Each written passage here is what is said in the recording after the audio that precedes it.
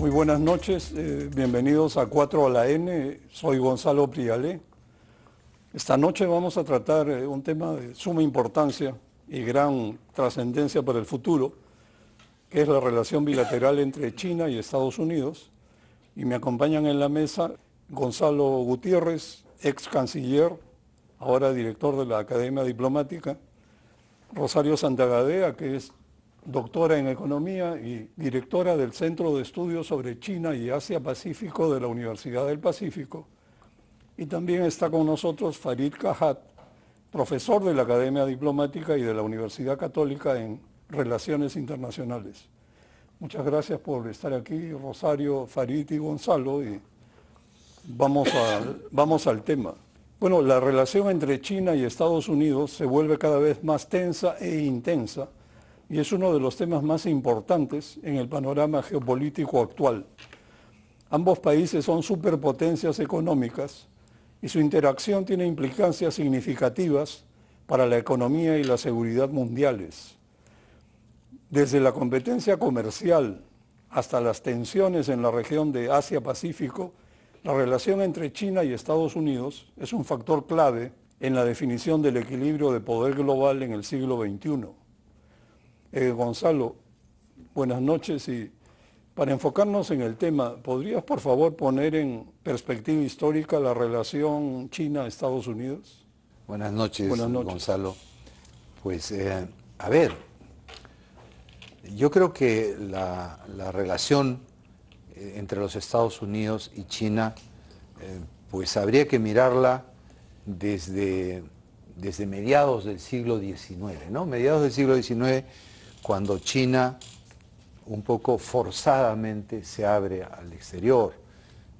Quizás el primer gran paso es la relación con Gran Bretaña y con Francia, los cuales países que abren China violentamente, ¿no? China, la guerra del opio. Las dos guerras del opio, ¿no? Entonces, es una de las experiencias, creo yo, más traumáticas que un país pueda vivir. Tener que pelear dos guerras y perder para que potencias extranjeras le vendan droga. Entonces, a través de esta historia que se inicia en 1839 hasta el fin, digamos, de la Segunda Guerra Mundial y el establecimiento de la República Popular China, hay una sensación de una China humillada, de una China pues que ha sufrido un siglo largo de opresión. En ese contexto, la relación con los Estados Unidos tiene una característica un poco diferente. Estados Unidos no ingresó a esa relación con China violentamente, lo hizo negociadamente, siguiendo un poco a la apertura que los europeos habían logrado en China. Estados Unidos busca lo mismo. Pero había una gran diferencia entre ambos. En el caso de los europeos era un comercio impulsado por los estados. En el caso de los Estados Unidos eran comerciantes, personas individuales que comerciaban con China. Pero ya en 1844 los Estados Unidos negocia un tratado para la apertura de los puertos en China y obtiene esta cláusula que es muy popular y se ha extendido mucho, la cláusula de la nación más favorecida, ¿no? De recibir los mejores beneficios que otros países puedan recibir. Y de esa manera se inicia una relación entre China y los Estados Unidos sobre una base eminentemente comercial. Y parece paradójico, pero comparándolo con nuestra situación económica, comercial actual en el mundo, hay una gran similitud. China era un gran exportador, sobre todo de té, pero no importaba mucho. Y esa es un poco la razón de estas dos guerras y de la relación económica y comercial con las potencias. Gran foco exportador, como digo, especialmente de té, pero un importador un poco, digamos, con poco caudal de importación.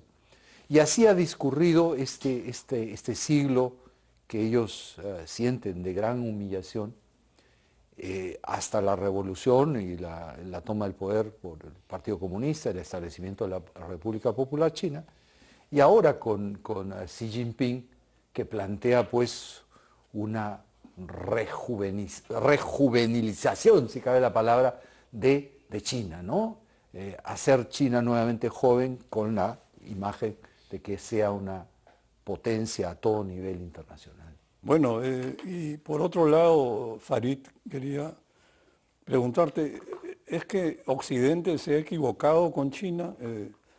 ¿Ha errado en su percepción? O sea, durante muchos años creo que Occidente ha preferido suponer que la liberalización económica de China conduciría inevitable o automáticamente a una apertura de la sociedad y mayores libertades políticas. ¿Se puede aplicar cánones de la democracia occidental a China?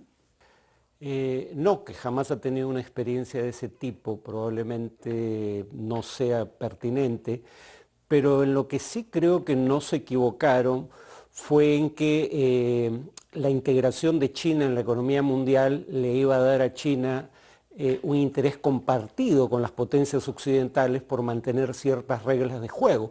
Por ejemplo, China probablemente haya sido el principal beneficiario de una institución que muchos veríamos como parte del orden liberal internacional, como la Organización Mundial de Comercio, al punto que ahora quien veta, digamos, el establecimiento de un quórum en el órgano de apelaciones de la Organización Mundial de Comercio es Estados Unidos, sintiendo que China no solo se ha beneficiado más, sino que además se ha beneficiado indebidamente, porque no sería una economía de mercado y tiene prácticas proteccionistas.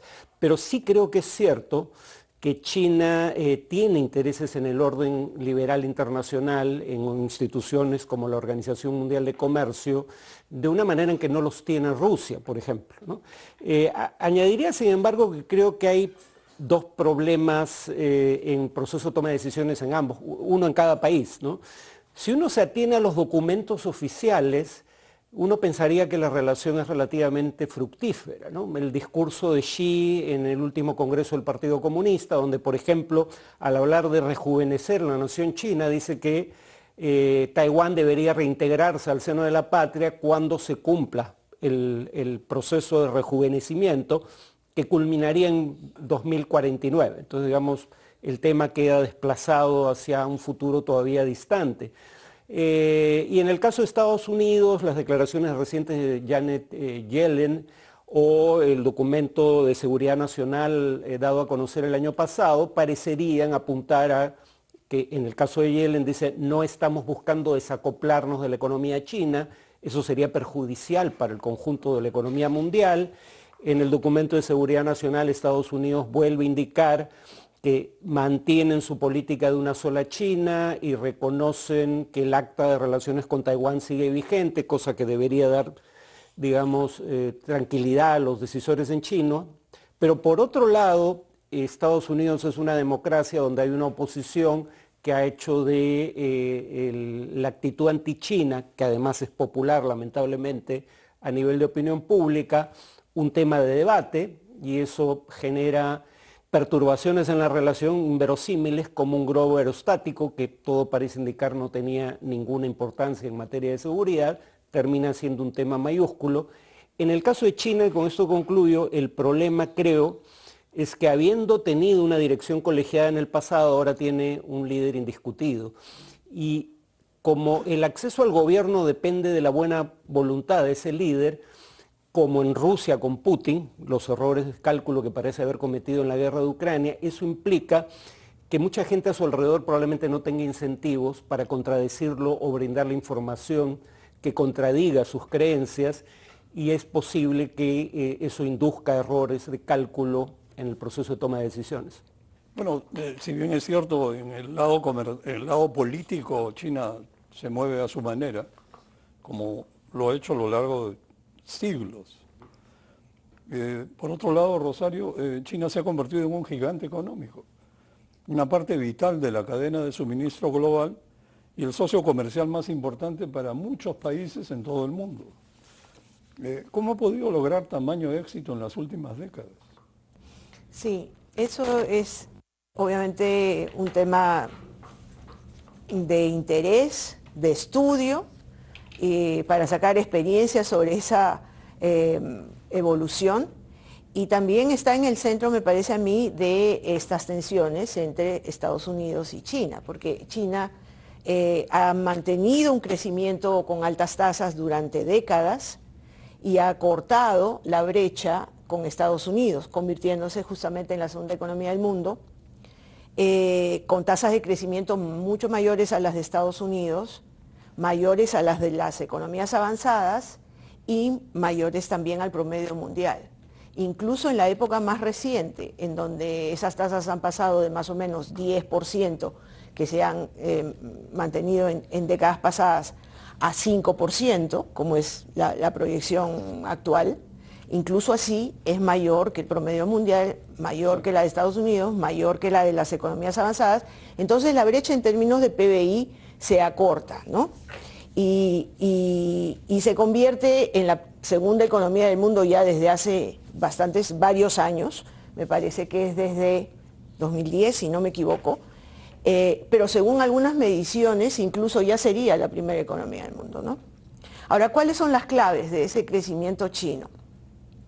Yo creo, y es también un poco remontarse a una historia, pero es la historia más reciente, que son las reformas y la apertura que se inician en 1978, ¿no? A partir de ese momento,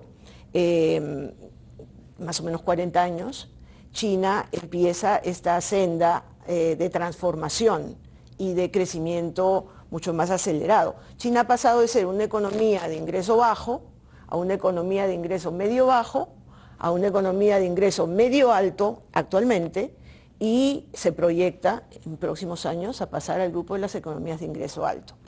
Ahora, junto con esas tasas de crecimiento altas, yo creo que una segunda clave es el cambio estructural que ha tenido la economía china, pasando de la agricultura a la manufactura bajo un modelo exportador hacia el mundo, ¿no?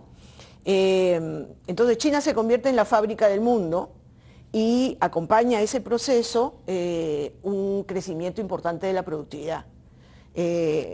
Entonces, eso me parece que es el segundo elemento.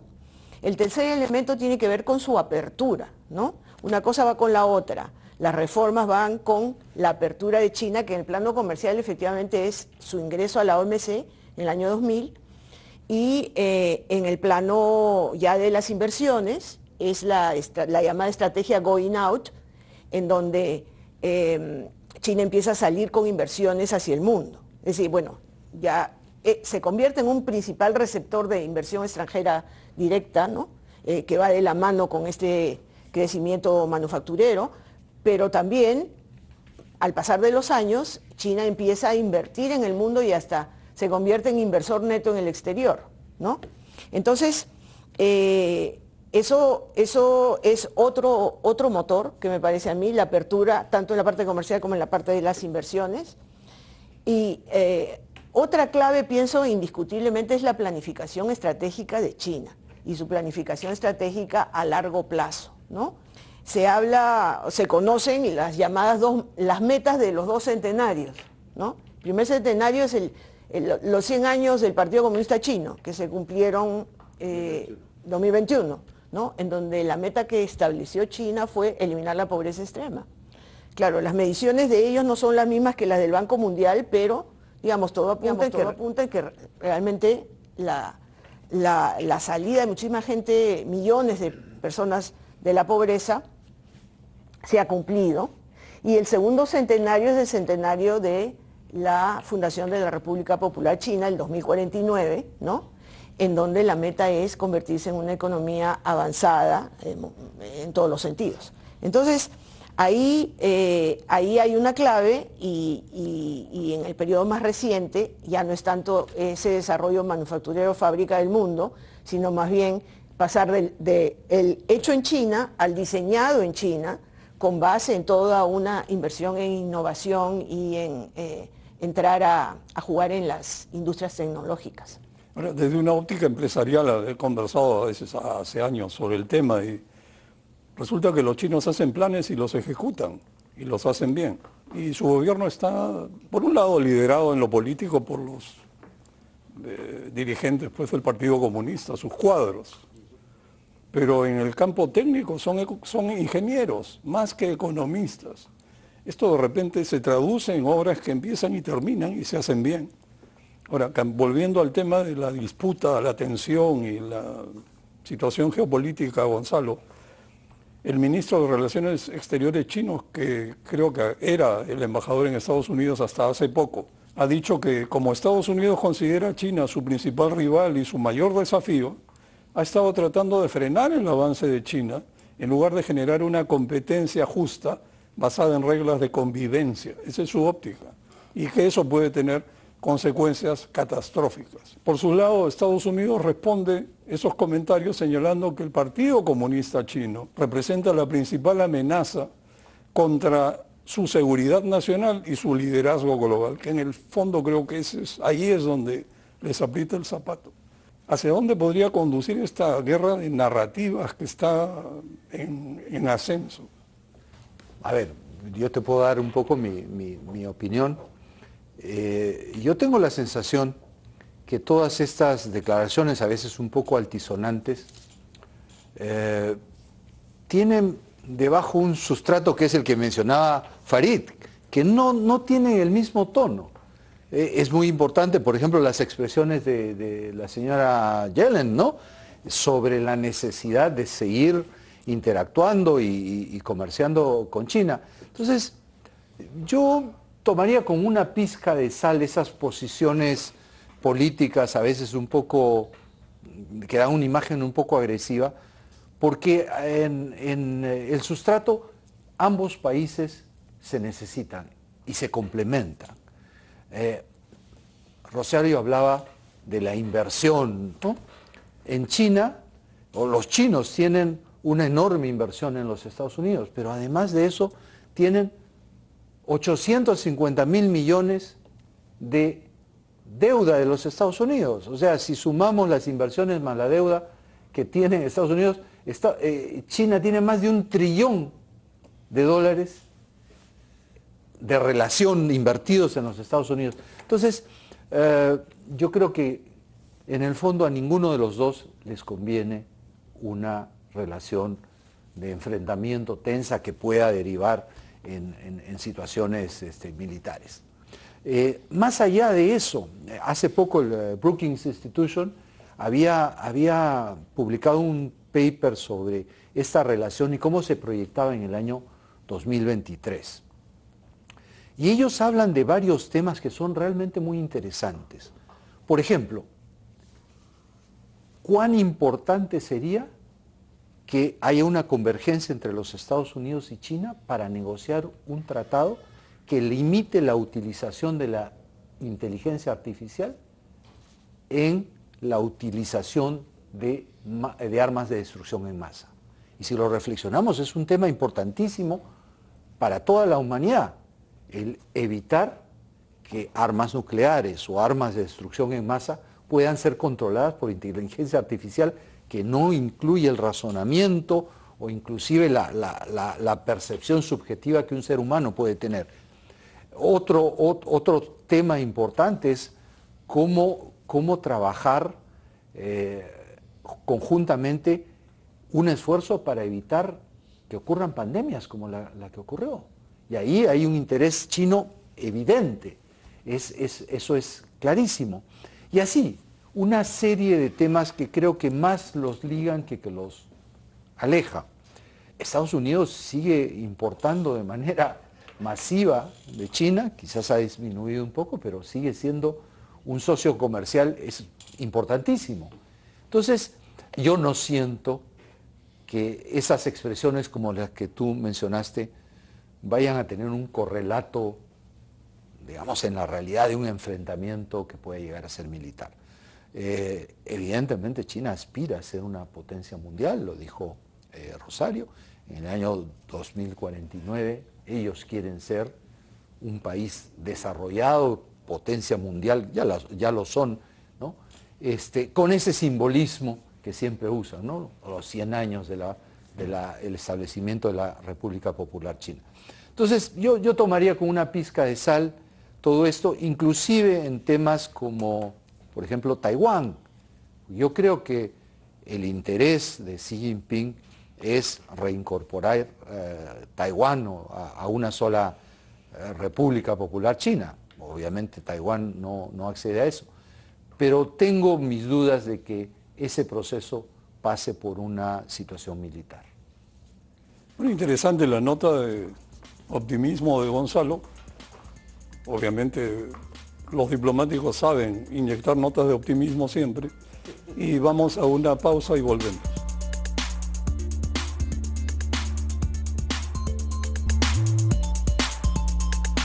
Bueno, estamos de regreso y veamos, Farito, otro ángulo del tema.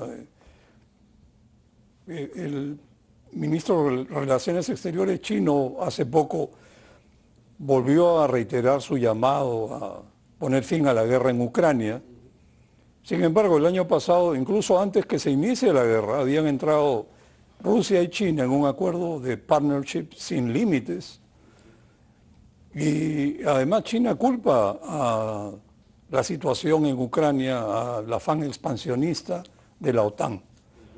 Por su lado, Putin hace pocos días, la semana pasada, dijo que Occidente ha declarado la guerra a Rusia.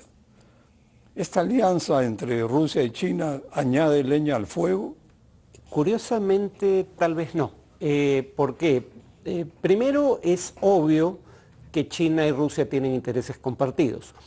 Habitualmente tienen rivalidad con estados que son aliados de las potencias occidentales. Taiwán en el caso de China, Ucrania, como vemos en el caso de Rusia. También es cierto que ambos son víctimas de sanciones de las potencias occidentales, por la invasión de Ucrania en el caso de Rusia, por prácticas que presuntamente estarían reñidas con la libre competencia en el caso de China. Entonces claramente hay, digamos, intereses compartidos. Pero para China, económicamente, la Unión Europea y Estados Unidos como socios comerciales combinados son más de 10 veces el comercio de China con Rusia. Y no hablemos en términos de inversiones.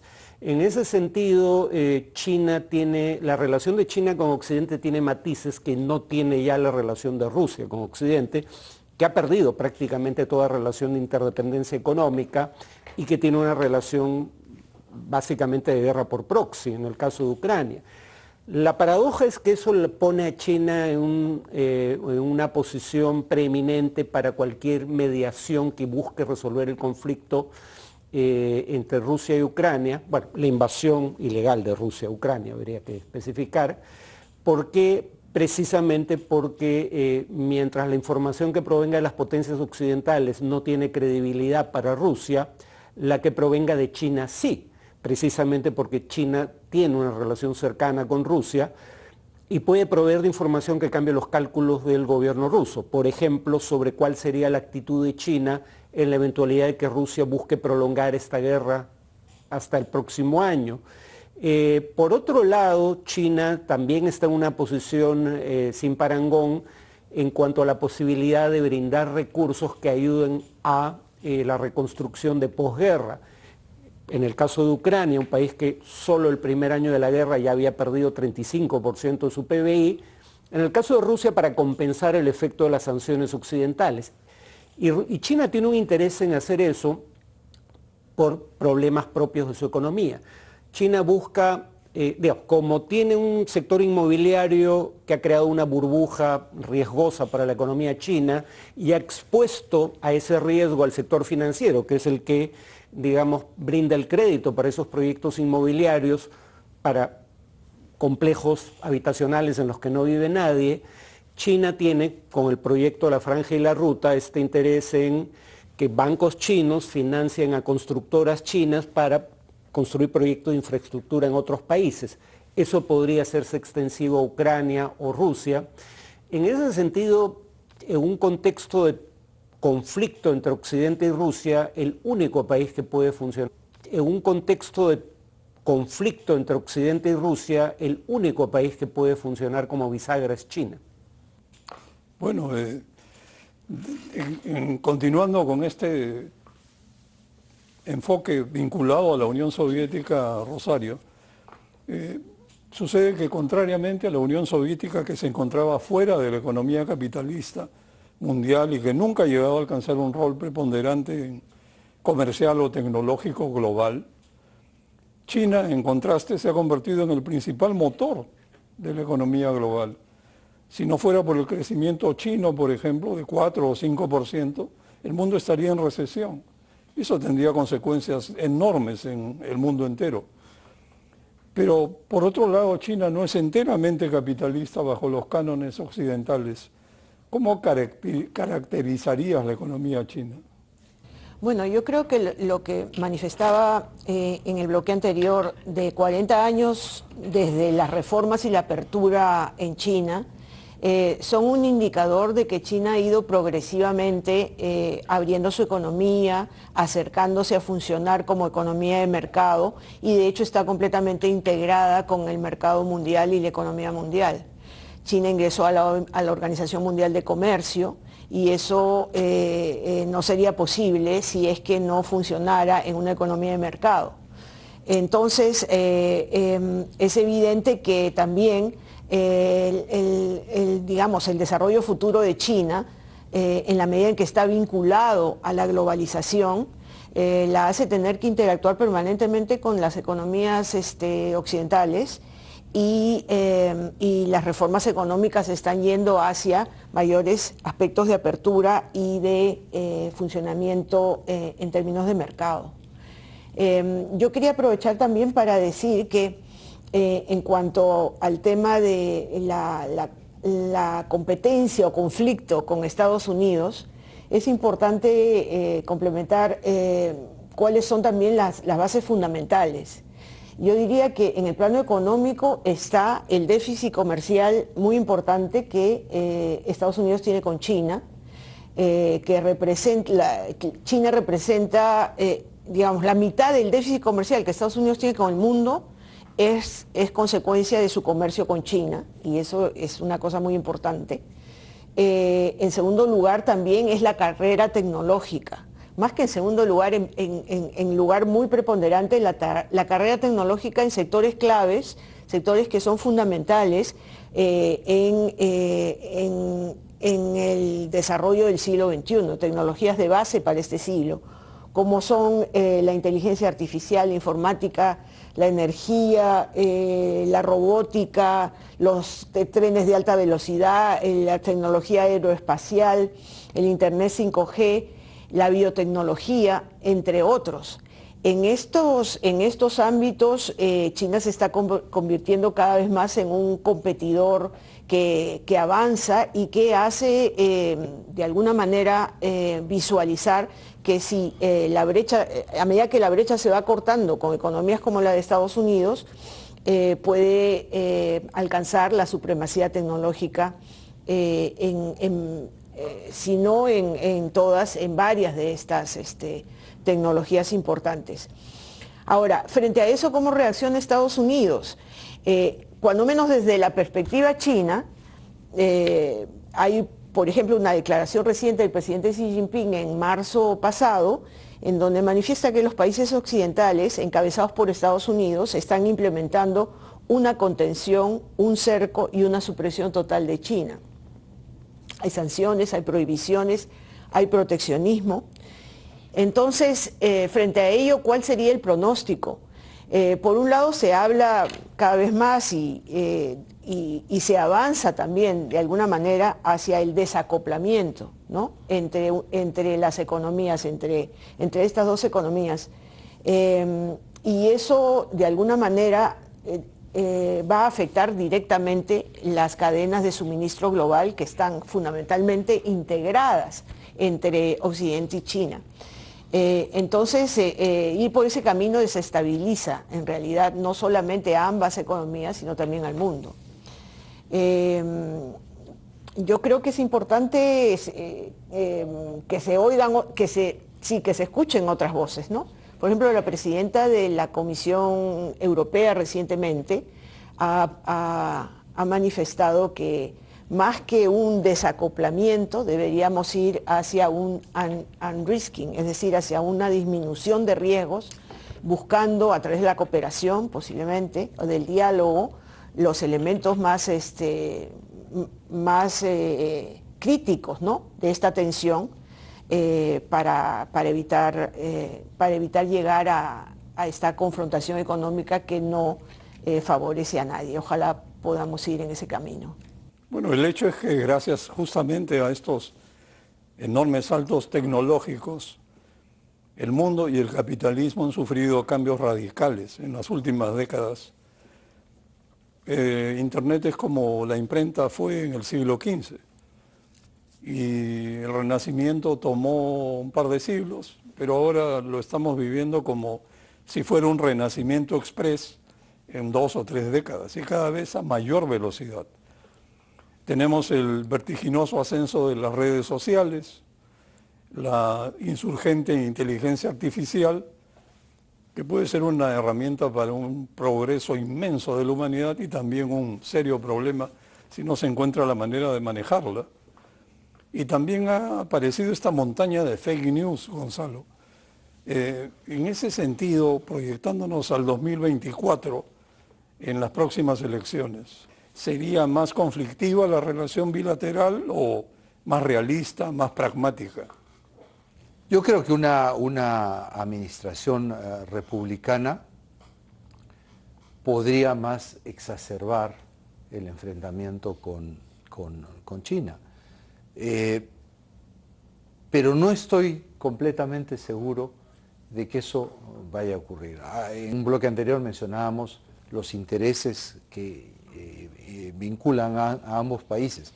Y yo creo que si se sigue, por lo menos la antigua tradición republicana, del Partido Republicano, que es un partido que siempre ha promovido el libre comercio, la integración comercial, la apertura comercial, pues va a haber una suerte de choque entre un liderazgo eventual de Trump ideológico y, digamos, subjetivo en la relación con China y la necesidad de una posición más pragmática, más comercialmente orientada de parte de ciertos niveles del Partido Demócrata y de los empresarios, del Partido Republicano y de los empresarios.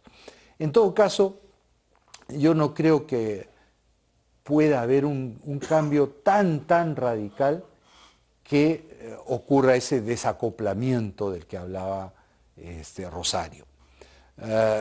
Están tan intervinculadas las economías de estos dos países y es tan importante para la estabilidad mundial que ésta se mantenga que yo creo que va a prevalecer un sentimiento de pragmatismo en esta relación entre ambos países. Como mencionaba antes, la relación entre ambos además pasa por muchos otros caminos. Pensaba en el intermedio, hay un tema que para nosotros todavía no es evidente, pero que en Estados Unidos es terrible, los opioides. La crisis de opioides que hay en Estados Unidos es una crisis terrible con un socavamiento social muy grande. Pues ¿quién es el primer productor mundial de fentanil, que es una de las bases para producir los opioides? Es China. Entonces ahí tiene que haber un diálogo entre ambos para ver cómo se limita esta producción que está afectando socialmente a los Estados Unidos.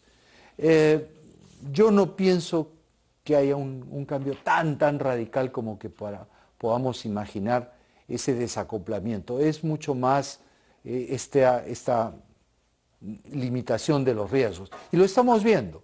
Los países europeos, Estados Unidos, están generando nuevamente industrias como la producción de los chips de alta tecnología, porque ya no van nuevamente a pensar en depender de China como ha ocurrido recientemente. Lo hemos visto durante la crisis del COVID. La limitación en la producción de chips ha limitado enormemente la industria en los Estados Unidos y en Europa. Digamos, disminución de los riesgos sí va a experimentarse, pero veremos cómo refleja eso en las relaciones entre China y los Estados Unidos. Es muy interesante porque desde un punto de vista comercial, esta disminución de riesgos es un desacoplamiento, pues, ¿no? Porque si dejas de depender de los chips que producen los chinos, te estás saliendo de esa cadena por tu seguridad. pero bueno, en fin, esto es complicado. Y lo evidente es que la estrategia china busca agotar económicamente a sus rivales con paciencia, mediante un prolongado desgaste de penetración comercial, sin hacer concesiones en tecnología. Eso es fundamental para los chinos. Y esta es una estrategia que en el fondo, viéndolo desde una óptica de guerra de intereses, busca quebrar el liderazgo estadounidense del bloque occidental, probablemente mediante acuerdos con Europa, negocios en Medio Oriente, evitando tensiones con Japón, Corea, India, tratando de ser amigo de Australia hasta cierto punto, y afianzando asociaciones económicas en la región del sudeste asiático. Lo que le falta a este proceso, Farid, sería que China internacionalice su moneda, el yuan.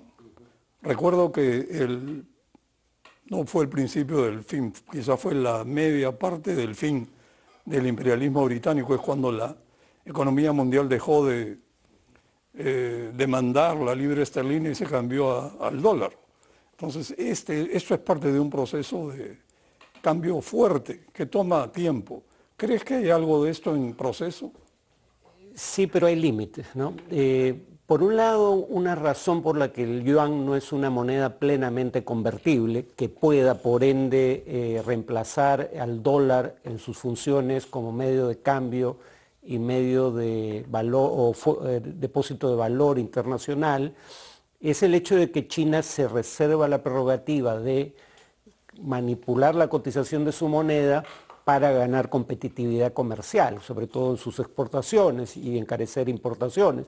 O sea, precisamente el tipo de prácticas contrarias a la libre competencia de la que Estados Unidos acusa a China y de las que China es culpable tanto como Estados Unidos, porque Estados Unidos pone certeramente el dedo en dirección a China, pero no admite sus propias prácticas proteccionistas. Pero mi punto es, poder manipular la cotización de su moneda es algo que importa para fines de ganar competitividad comercial, y eso va en contra del objetivo de hacerlo una moneda plenamente convertible, libremente convertible, que pueda empezar a sustituir al dólar. Ahora, creo, sin embargo, que aunque no va a haber tal cosa como una moneda que reemplace al dólar, sí es probable que en tanto cada vez más Estados Unidos utiliza, uno, el dólar, y dos, la dependencia del sistema financiero internacional, el sistema SWIFT, del sistema financiero estadounidense, para aplicar sanciones contra países, no hay uno sino múltiples intentos de buscar medios de pago que no pasen ni por el SWIFT ni por el dólar americano.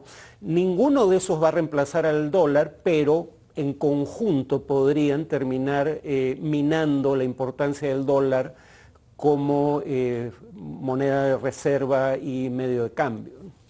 Curiosamente, un comentario, una digresión, pero resulta que los inmensos superávits comerciales de China se han ido a, ¿qué podían hacer si no comprar bonos del Tesoro norteamericano? Son los más grandes tenedores. Ahí hay un acoplamiento difícil de romper, que si se rompiera un día habría un verdadero cataclismo. Solo un pequeño detalle, el Fondo Monetario ha calculado los costos de un desacoplamiento y en el peor escenario sería una hecatombe, 7% del PBI mundial, del Producto Bruto Mundial perdido por ese tipo de políticas. Bueno, un matrimonio de conveniencia entonces. El hecho, Rosario, es que Estados Unidos ve en China un país enorme que se ha vuelto relativamente rico con demasiada rapidez, quizá los ha sorprendido, y lo está desplazando, y ha llegado a ser la economía más grande del globo en dólares ajustados por paridad de compra. Sí, correcto. Por si esto fuera poco, además, para acompañar el despliegue estratégico de sus nuevas rutas de la seda, o como quieran llamarlo, China ha realizado la compra nada menos que de 42 puertos en 34 países que ha construido o está explotando o los ha comprado tal cual. Entonces, este posicionamiento comercial es brutal. ¿Tú crees que hay una agenda escondida de China detrás de esto? Mira, para referirnos al tema de la iniciativa de la Franja y la Ruta, ¿no? Que es parte de, también digamos, yo la veo como parte de la estrategia Going Out en una fase avanzada, ¿no? Tiene una lógica interna y una lógica externa. La lógica interna original es que el desarrollo de China ha sido desbalanceado en términos de sus regiones, ¿no? La parte más desarrollada de China es el este, la parte sur y la parte oeste es menos desarrollada. Entonces, la idea inicial de la Franja y la Ruta en el 2013, o sea, ya tiene 10 años esta iniciativa, la idea inicial es que generar conectividad y corredores económicos que articulen estas zonas del sur de China y del oeste con el entorno, países de la vecindad, de manera que se generen nuevas posibilidades de desarrollo y de esta manera llevar, ¿no?, la prosperidad, una mayor prosperidad a esas zonas, a través de la relación con el entorno, que se viabiliza mejor vía la conectividad, donde juegan puertos, conexiones terrestres y demás. Esa es la lógica interna original bajo una visión regional, ¿no? Pero luego de eso, luego de algunos años, y básicamente 2013, 2017, 2018, la iniciativa de la Franja y la Ruta pasa de ser regional a ser una iniciativa global.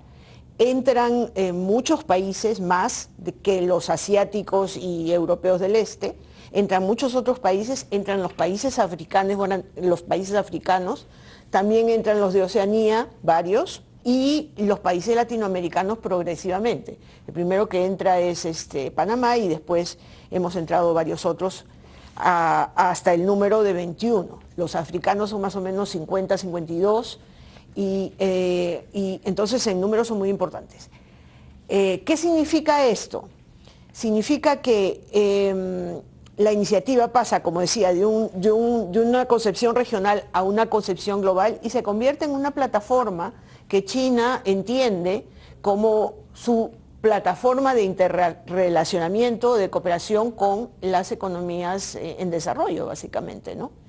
Y de ahí viene la importancia de los puertos, porque para nosotros, por ejemplo, la extensión de la Franja y la Ruta hacia América Latina es básicamente la extensión de la ruta marítima de la seda al Pacífico, que es lo que nos vincula con China. Ahora, que esto sea, digamos, que la estrategia oculta, en este caso, fuera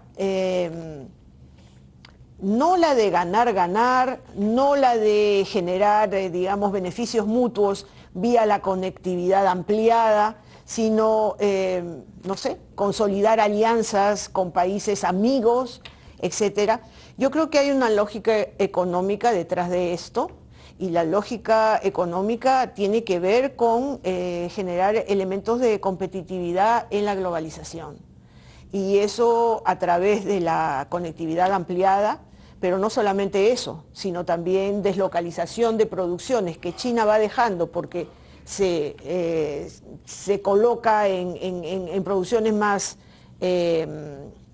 avanzadas en las cadenas de valor, y entonces va dejando otras producciones que deslocaliza en terceros países, y plataformas como esta pues ayudan a que esa interconexión nueva se haga más viable.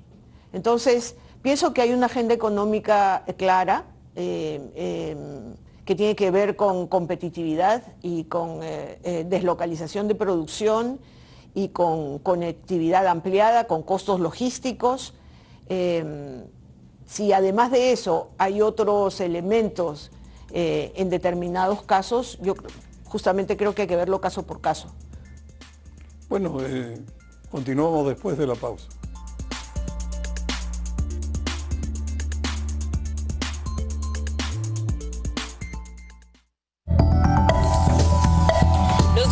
Bueno, estamos de vuelta. Este es el último bloque de 4 a la N. Tratemos de cerrar y redondear las ideas. Pero antes de eso yo quería preguntarte, Farid, evidentemente está en juego o en disputa la supremacía global, aunque esto es largo plazo, pero siempre es bonito tener un adelanto de la película. Pero en todo caso, si China lograse llegar a la supremacía, no da la impresión que le gusta el rol de policía mundial, ¿no? Algo que viene con el cargo y que Estados Unidos, mal que bien, bueno, pues lo ha asumido. Entonces, se puede ser el número uno del globo, el más, sin asumir el papel completo. La respuesta corta es no. Ahora, yo todavía tengo dudas de que China vaya a asumir ese rol.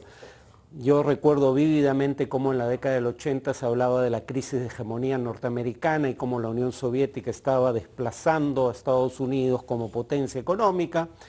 6, 7 años después, la Unión Soviética dejaba de desaparecer y Estados Unidos seguía siendo la primera economía del mundo. ¿Qué creo que puede ir mal en el caso de China? Su política de un solo hijo por familia ha terminado siendo contraproducente, la han cambiado, pero el problema es que la población está disminuyendo rápidamente. El cálculo es que hacia fin de siglo, podría bajar a 800 millones. Entonces es una población que está envejeciendo rápidamente en un país que no es todavía rico. O sea, a Japón le pasó algo parecido, pero Japón era un país rico cuando empezó a caer su población y dejó de crecer su economía. China tiene, según profesor de Yale, problemas muy parecidos a los que tenía Japón cuando el milagro japonés llegó a su fin. Burbuja inmobiliaria y un sistema financiero con una cartera pesada muy grande. Ese es el momento, repito, en que Japón básicamente deja de crecer. Pero claro, Japón ya era un país rico y aunque su economía virtualmente no crece, su población al disminuir hace que el ingreso per cápita siga creciendo. Entonces, China tiene problemas que podrían hacer que el milagro no se mantenga indefinidamente. Dicho eso, China es consciente de que tiene que tener un rol protagónico en la política internacional y ha convertido en la mediación internacional en un objetivo estratégico de su política exterior.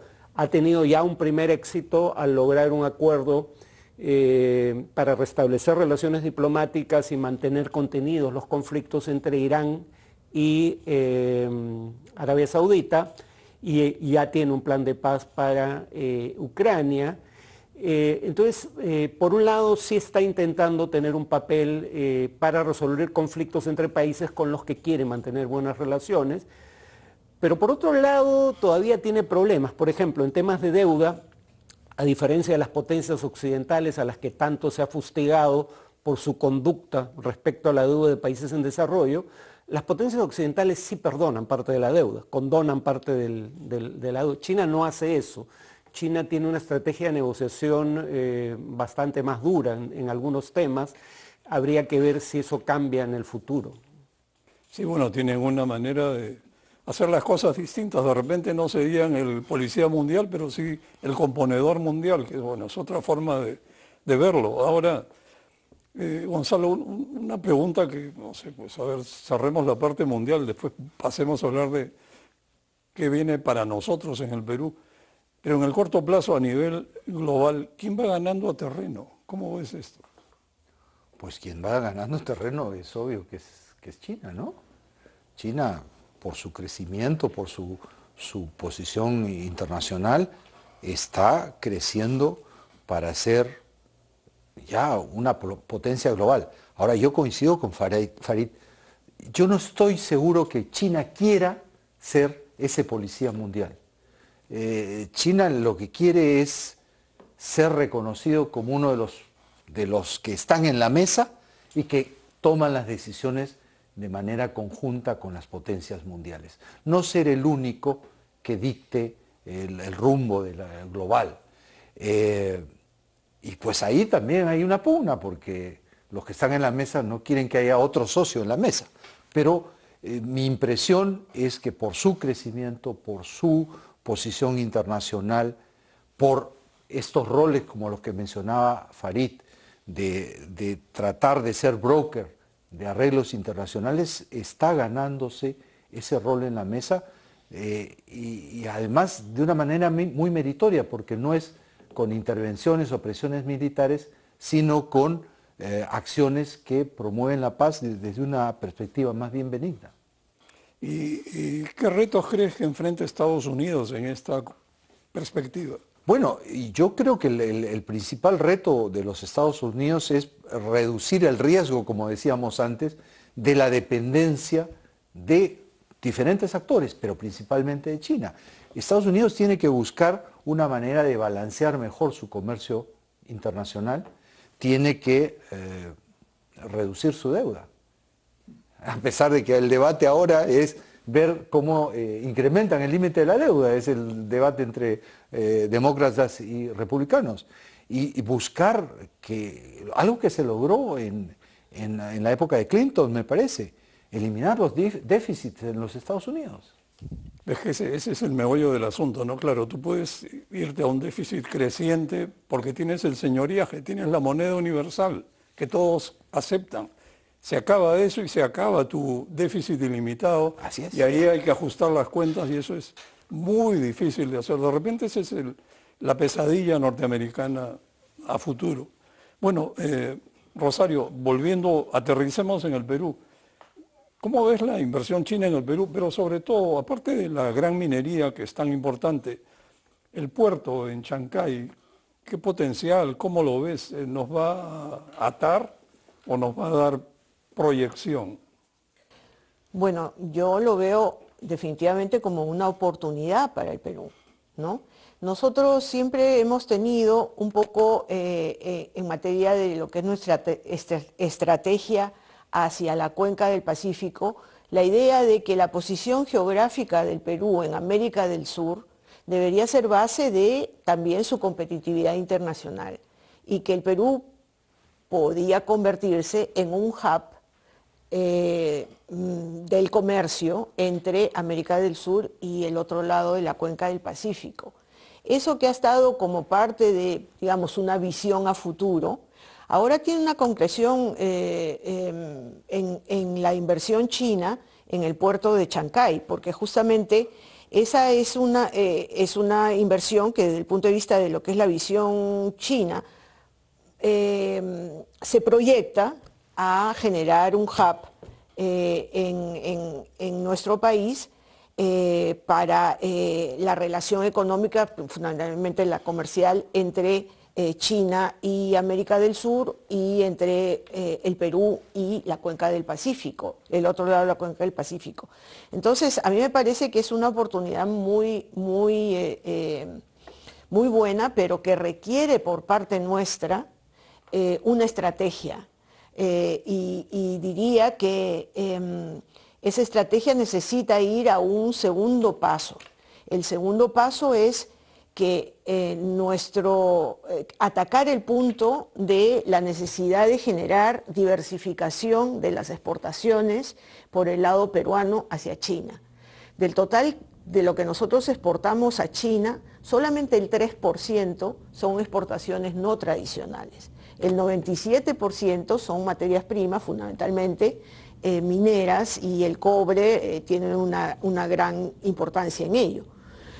Entonces, esa composición del comercio es bastante diferente de lo que tenemos con otros socios comerciales. Por ejemplo, en el caso de la relación de Perú con Estados Unidos, el 60% son exportaciones no tradicionales. Nuestro comercio con Chile también, 60% por ahí. Incluso con otros socios asiáticos, Japón, 11% son no tradicionales.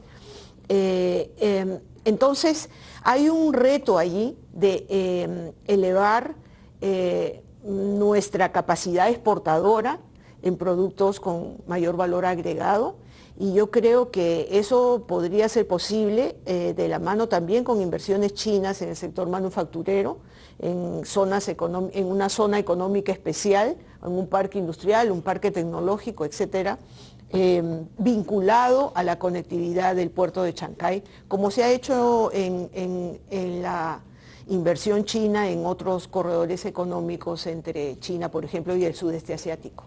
Bueno, para concluir, quisiera pedirles a Farid y a Gonzalo un balance.